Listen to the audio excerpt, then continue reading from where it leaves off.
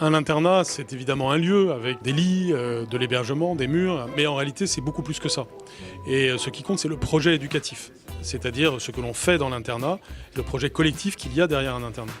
Comme toujours en matière d'éducation, l'immatériel est encore plus important que le matériel. Et donc cela signifie que si nous voulons avoir des internats attractifs, nous devons avoir des internats avec des projets éducatifs. Et donc un internat du XXIe siècle, c'est un internat qui propose une forme d'expérience particulière à l'élève qui va le vivre.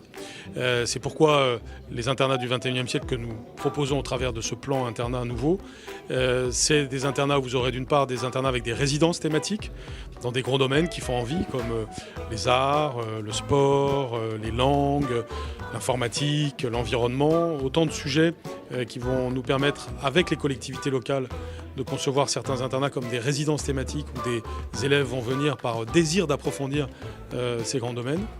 Et puis vous aurez aussi des internats d'excellence, plus généralistes, particulièrement conçus pour les élèves qui ont besoin de sortir de conditions familiales difficiles et d'être ainsi dans un bon contexte pour apprendre.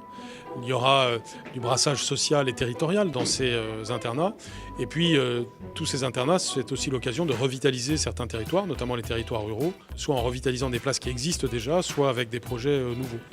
Et puis vous aurez une troisième catégorie avec des campus professionnels qui comporteront parfois des internats pour développer des compétences professionnelles.